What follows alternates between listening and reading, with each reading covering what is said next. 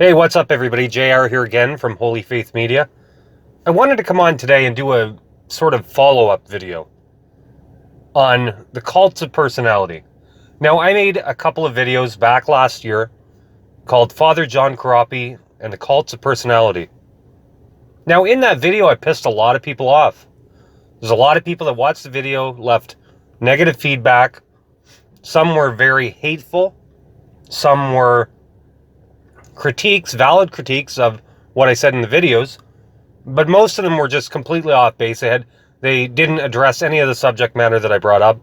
They didn't address any of the arguments that were presented for or against Father Corapi at the time that scandal took place back in 2011. Most of the comments actually reinforced what I thought all along. That Father Corapi, unfortunately, whether he intended to or not, had a cult of personality. These cults of personality, while sometimes they can bring about good, usually they end up being dangerous. Now, in that series of videos, that, ticked off a lot of conservatives in the church. People that followed Father Corapi and were fans of his work generally were from the conservative crowd of the Catholic Church. Well, today I'm going to go after the liberals, so to speak. Because today I want to talk about Pope Francis and cults of personality. Now, we're going to have some conservative cheerleaders in the background agreeing with much of what I say. But yet, if you go after somebody else for the exact same reason, they'll be the first one to condemn you. But let's talk about Pope Francis and the cults of personality. And maybe while we're at it, we'll throw in Pope John Paul II. Because with Pope John Paul II, we definitely had a cult of personality. Now, I recognize John Paul II as a valid pope. I recognize him as a saint. The church has declared it, and I accept it for what it is. I have a real issue with the title John Paul the Great. Why do I have an issue with it? Because I see at best his papacy as a mixed bag. John Paul II did some very good things in the church. There's no doubt about that. I mean, almost single-handedly, maybe you can argue with the help of Ronald Reagan, he brought down communism, or the Berlin Wall. And it was definitely, if not he alone, he was definitely the biggest factor in causing the uprising amongst the Polish workers that caused that peacefully to happen. I mean, you can't take that away from Pope John Paul II. And he accomplished many other good things as well in his pontificate. But then there were some bad things that happened as well. Without a doubt, he caused religious indifferentism, or gave the appearance of religious indifferentism amongst Catholics with his bowing down and kissing the Quran. Whether he intended it to be more than a friendly gesture or not, it doesn't matter, because he gave the impression that the Quran is a book to be venerated. Now, also, he prayed with pagans at the I believe it was 2 Assisi meetings. The first one was in 1986, and I believe, if I'm not wrong in the date, the second one was in 2000, or maybe it was 2001. Correct me if I'm wrong. And doing so, he gave the impression, and people still bring it up today, people on the left in the church bring it up as, well, we all worship the same God. We all pray to a higher power, or to a creator. So therefore, there's really not a lot of difference in between the religions. Maybe the Catholic religion is the best, or the quote fullness of the faith, and the Protestants, they're pretty close, but all religions point towards God. How many times have you heard that? And there's other examples too, but this video isn't really about Pope John Paul II, but the same principles apply when speaking about Pope Francis. Now, I remember the night that Pope Francis was elected, and watching on English television, I don't know which feed you guys watch in the United States, But the feed that I watched had Father Tom Rosica, and who is a well-known priest up here in Canada. And I'll never forget, he came out and he said, "We have just elected a saint." Really? I remember even being taken aback back then because of what he said. We've just elected a saint. Well, how do you know? You don't know what's going to happen during the rest of his papacy. You don't know if he's going to be a good pontiff or a bad pontiff. You don't know what he's going to say, what he's going to teach, what he's going to write. You can generally go off of what he said in the past, which, if most people knew about it, they probably would have predicted, especially the conservatives, would have said, hey, this is going to be a very bad pope. And some people, to their credit, did come out and say that. But we've just elected a saint? How do we know he's going to be a saint? What makes you think that? A lot can happen over his time as pontiff. Is he going to be a good pontiff? Is he going to be a bad one? Will he propagate the faith or will he not? And that's the major question when speaking about a saintly pope. Certainly personal holiness is part of it as well. But the biggest factor is, how does he manage the affairs of the church, and what does he do to build up the church? Well, needless to say, fast forward to 2018, and it's definitely not been good. I mean, if you're a left-leaning Catholic, you probably went the past 4 or 5 years and thought, oh, well, he's doing a great job. He's confirming us, in my words, in our errors.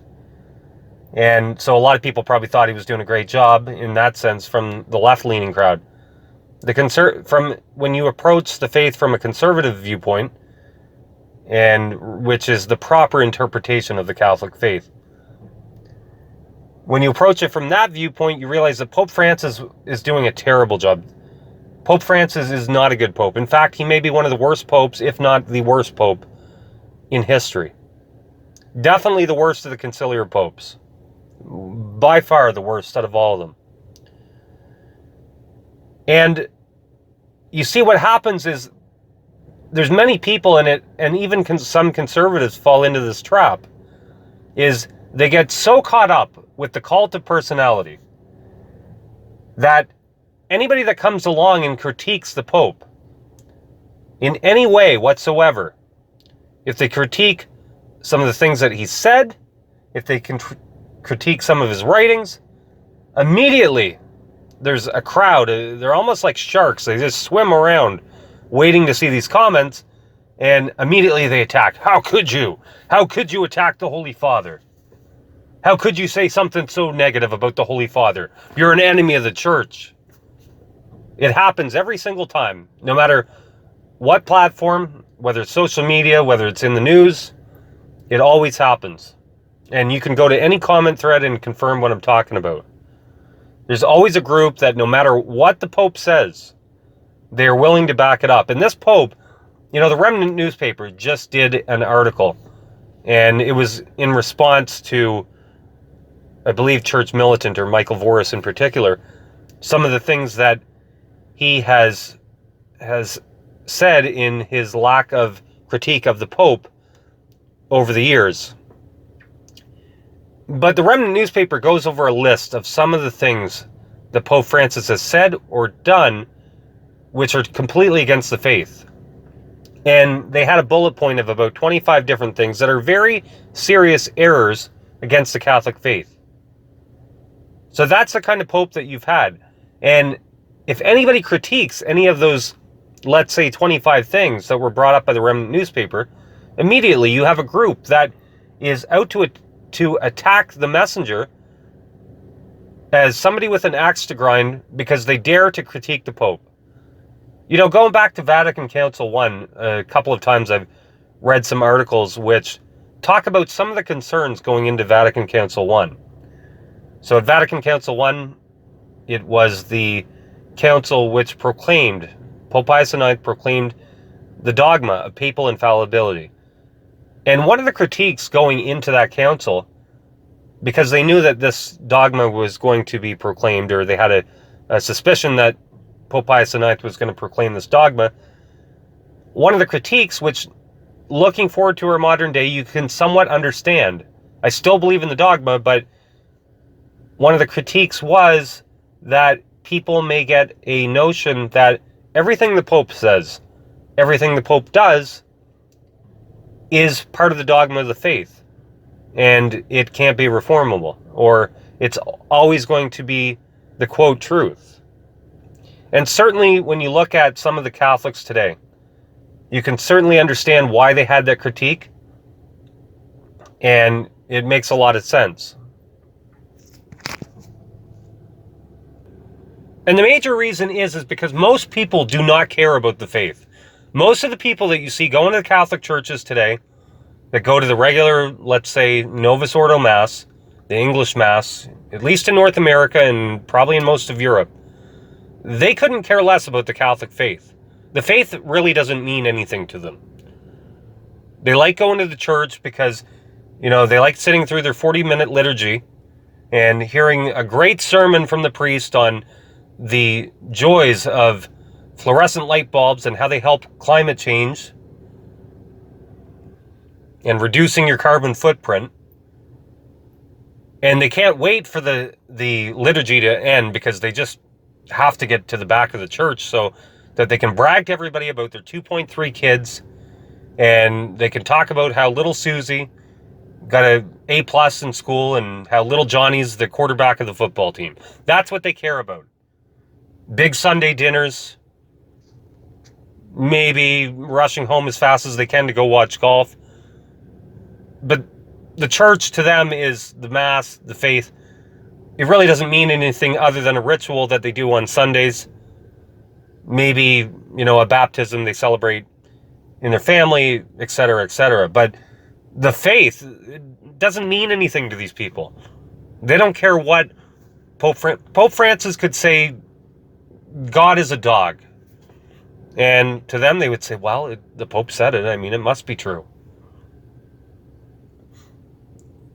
Countless books have been written. Lots of ink has been spilled over a glorification, almost, of Pope Francis and how great he's been to the church. The liberal news media, they just love him. They think he's great.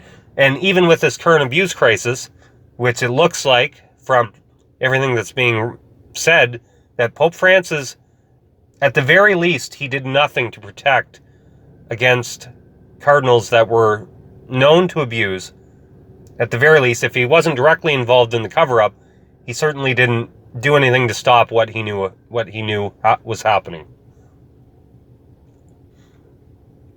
But the liberal media, they just love him. They're even trying to make excuses for him now. They're trying to discredit the messengers. They're trying to discredit Archbishop Vigano. They're trying to condemn all of the bishops that have come out in their diocese and at the very least questioned why the Pope has not given a response or questioned or asked for further information. And that's the state of the faith that we have right now. So what's my point in talking about all this and bringing this all up? As Catholics, we don't follow the call of personality. Even if it is the Roman Pontiff, even if it's the Pope himself. Now, as Catholics, we need to respect the office of the Pope.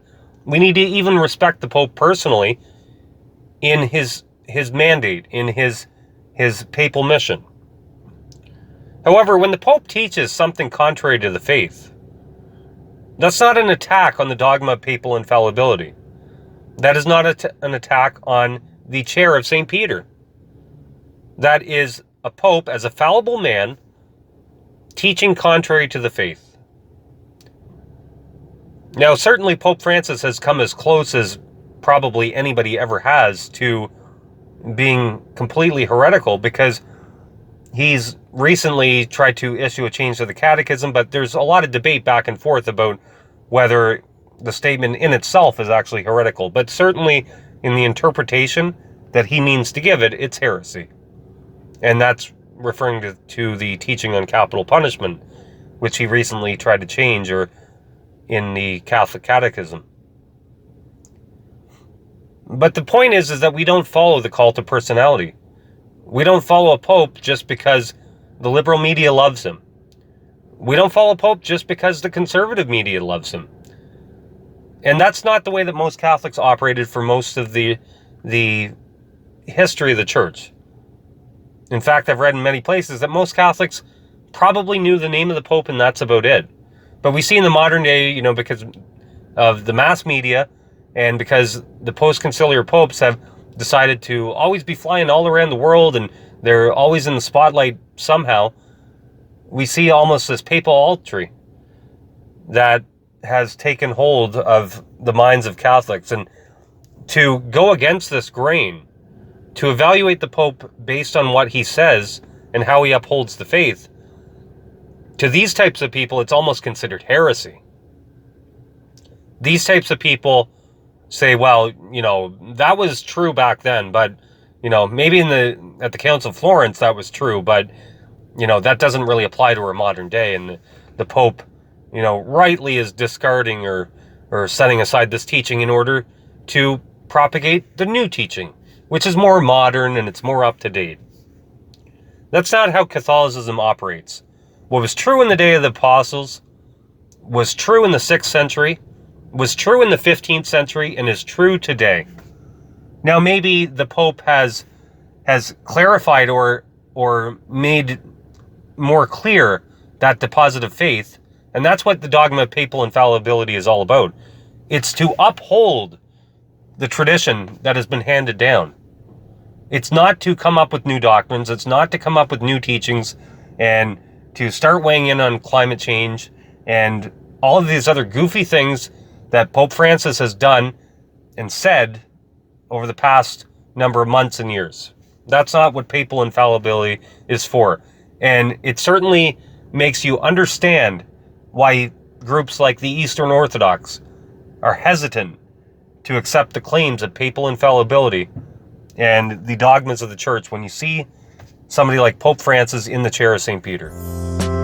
Thanks for watching. That's all for now.